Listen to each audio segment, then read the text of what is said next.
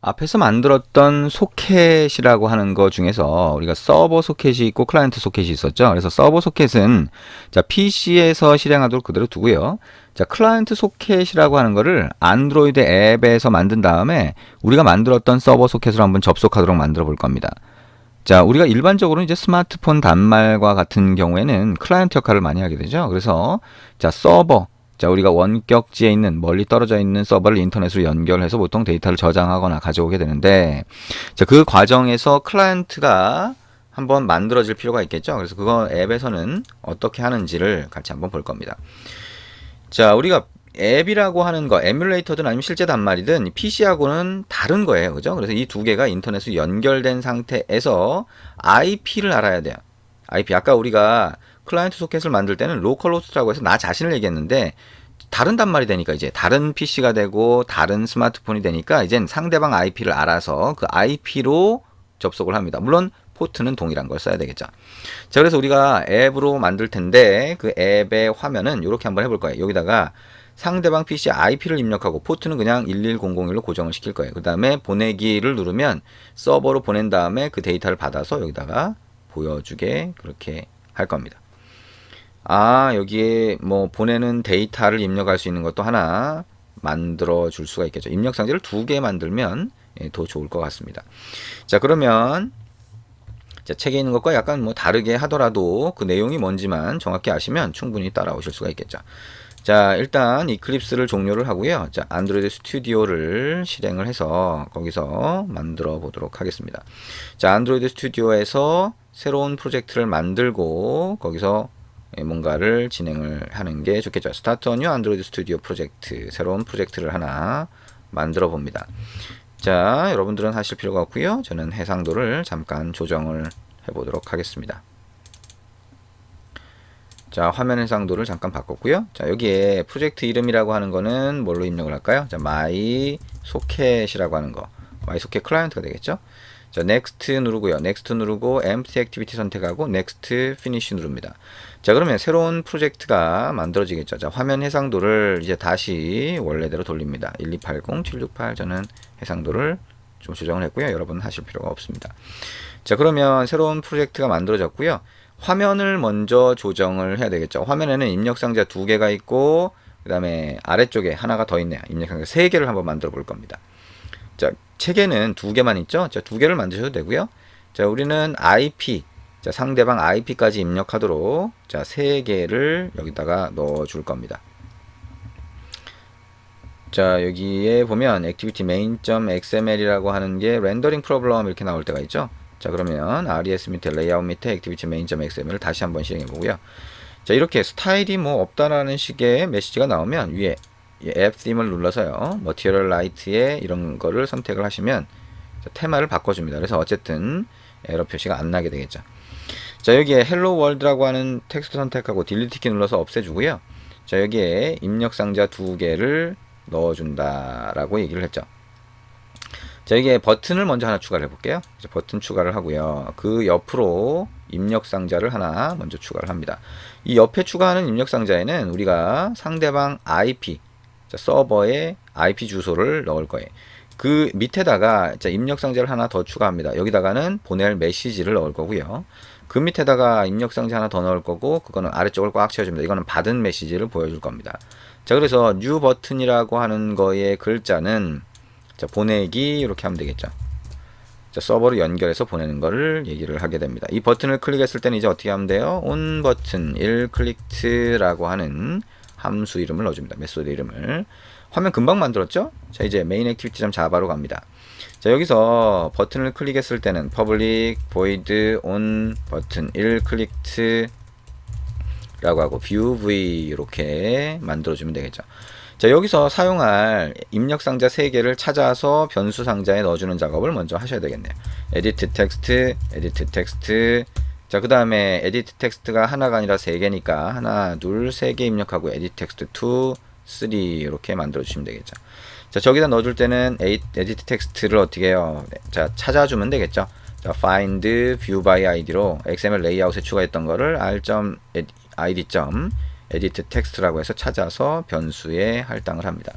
자, 똑같은 방법으로 해서 edit text 2와 3에 있는 거를 찾아서 변수 상자에 할당을 해주겠죠. 자, 그러면 이제 버튼을 클릭했을 때 어떻게 한다고 했어요? 자, 상대방한테 연결을 하겠죠. 근데 자, 여기서 안드로이드는 우리가 네트워킹이라고 부르는데요. 이렇게 원격지에 있는 거를 뭔가 연결하는 기능은 무조건 스레드를 쓰게 돼 있어요. 스레드? 우리가 해봤죠. 그래서 자, 여기다가 자, 커넥트 스레드라고 하는 걸 밑에다 하나 만들 거예요. 스레드 클래스를. 그래서 그거를 스레드라고 하면 new connect thread라고 해서 스레드 객체를 하나 만들고요. thread.start를 하면 어떻게 돼요? 스레드 안에 있는 run 메소드가 run 함수가 실행이 된다 그랬죠. 밑에 한번 만들어 볼까요? 클래스 connect thread라고 해서 extends thread라고 하면 여기 안에 public void run을 만들어 줘야 되고요. 이거는 스레드를 여기서 스타트하게 되면 얘가 자동으로 호출이 된다. 이 안에서 이제 우리가 하는 거예요. 이 안에서 우리가 뭘 할 거냐면 우리가 했던 것처럼 클라이언트 연결을 하는 걸 할 겁니다. 근데 클라이언트 연결을 하는 거를 어떻게 했어요? 자, 입력 상자에서 값을 가지고 와서 그 값을 사용을 했었죠. 그렇죠? 그러면 입력 상자에서 값을 가지고 오는 거 뭐가 있어요? 두 가지가 있었습니다. 그걸 변수 상자로 한번 넣어줄게요. 그러면 string이라고 해서 자, 상대방의 PC의 IP가 됩니다. 그걸 호스트라고 하고요. 자, 여기 일단 비워둡니다. 변수 상자만 만들어주는 거죠. 그 다음에 보낼 데이터는 컨텐츠라고 해서 만들어줍니다. 이 두 개는 어떻게 돼요? 온 버튼만 클릭가 되면 스레드를 실행하기 전에 호스트라고 하는 거는 edit text 첫 번째 입력 상자죠. 거기서 get text to string을 해서 가져오고요. 자, 그 다음에 컨텐츠라고 해서 보낼 내용은 edit text, get text에 to string 해서 하는데 edit text 2가 되겠죠.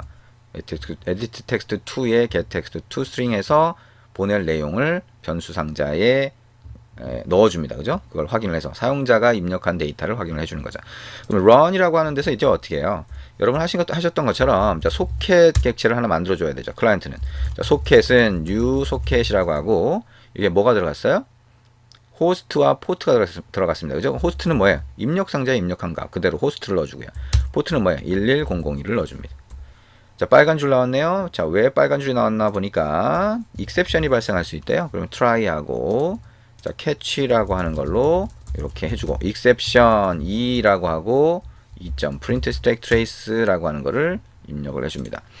자, 소켓이라고 하는 게 만들어졌죠. 그러면 아까 우리가 했던 거하고 똑같습니다. 그죠? 어떻게 해줘요? 자, socket.get output stream으로 먼저 서버 쪽으로 보내주게 되죠.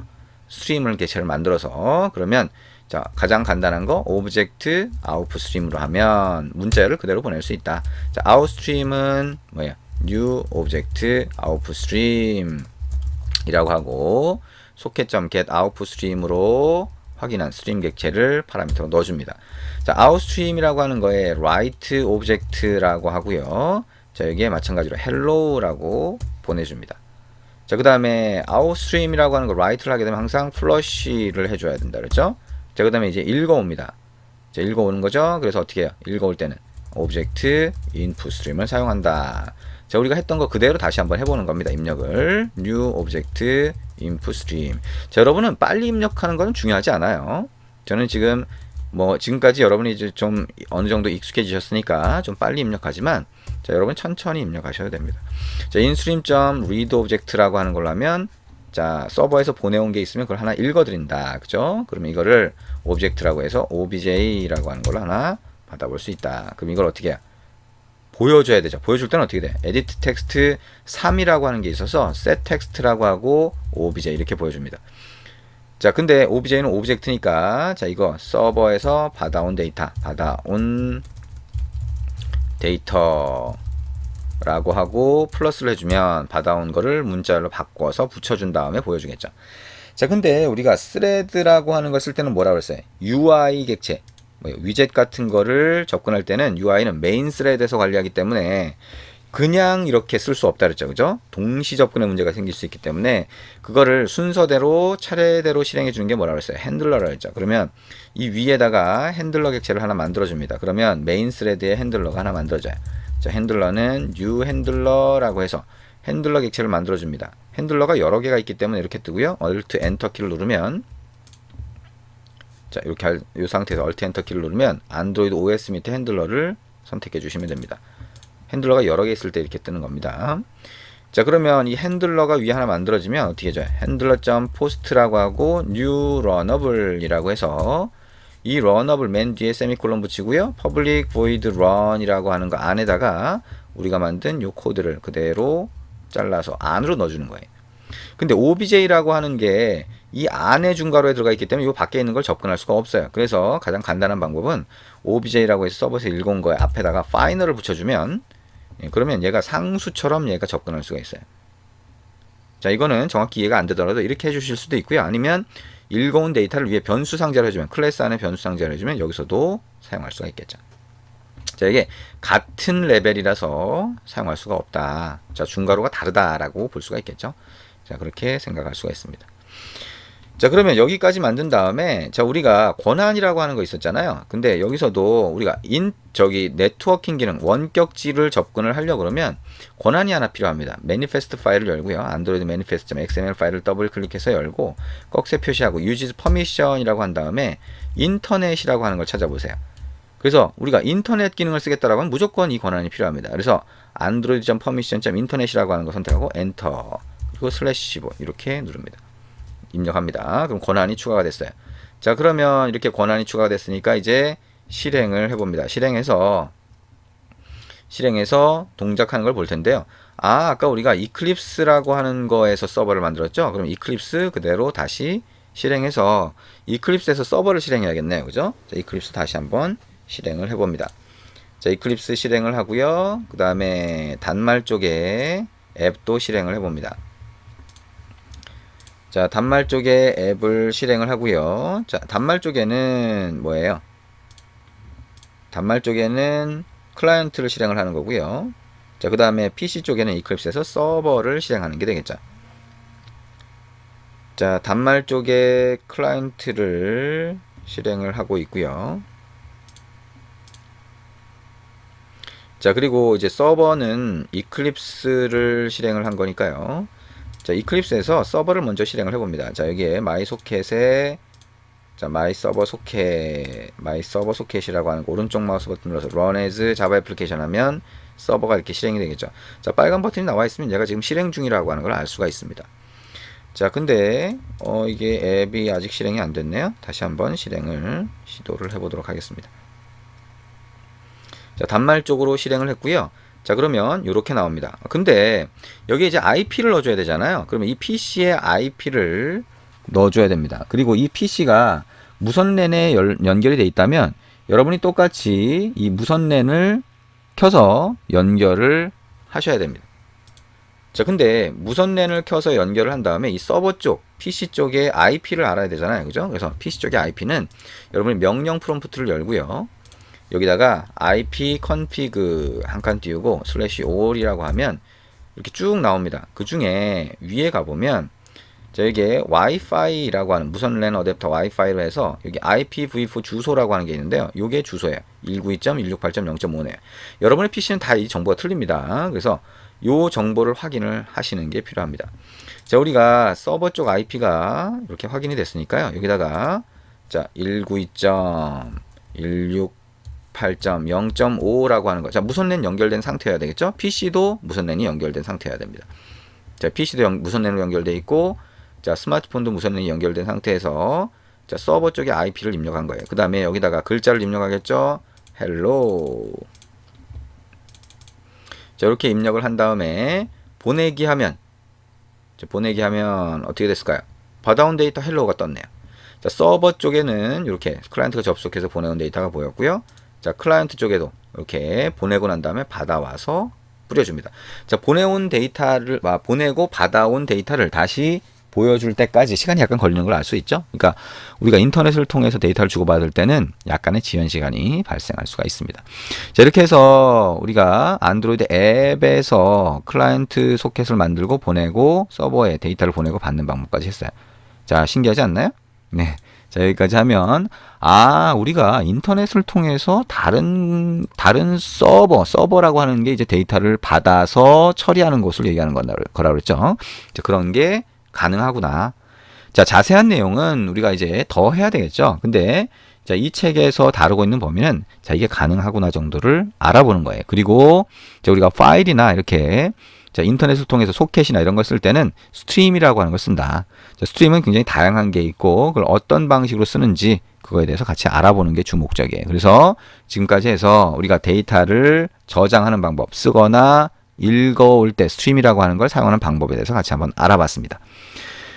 자, 이렇게 해서 긴 시간 동안 굉장히 고생 많으셨어요. 자, 자바 플러스 안드로이드라고 하는 이 책은 자바를 다루는 겁니다.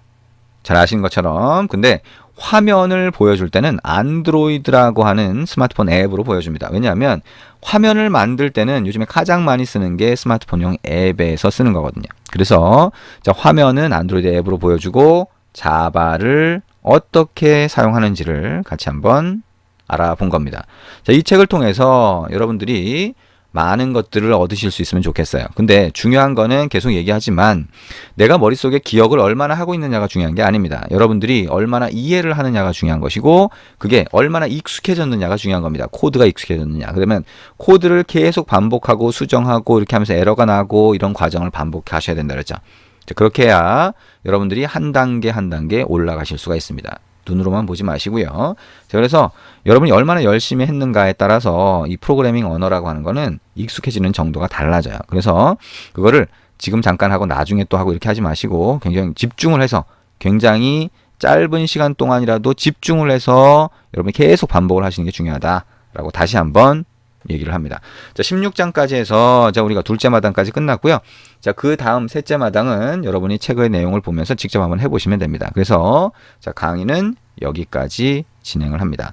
자, 자바 플러스 안드로이드를 다루는 기술. 자, 이 책의 내용을 지금까지 같이 하시느라고 수고 많으셨고요.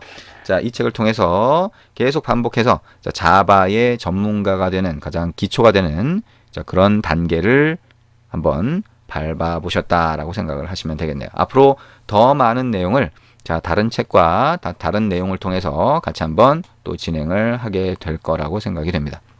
그게 안드로이드가 됐건 아니면 서버 쪽이 됐건 아니면 클라이언트 쪽의 내용이 됐건 간에 자바를 통해서 할 수 있는 내용이 많이 있으니까요. 자, 여러분들이 자바, 그 다음에 요즘은 뭐 자바스크립트라고 하는 것도 많이 쓰죠. 그래서 자바가 됐건 자바스크립트가 됐건 어떤 거가 됐건 다른 언어를 사용할 때도 자바라고 하는 언어에 대해서 기초가 튼튼하면 굉장히 쉽게 배웁니다. 그래서 모든 것의 기초가 되는 그런 과정을 이 책을 통해서 만들었으면 탄탄하게 기본을 만들었으면 좋겠습니다. 네, 수고하셨습니다.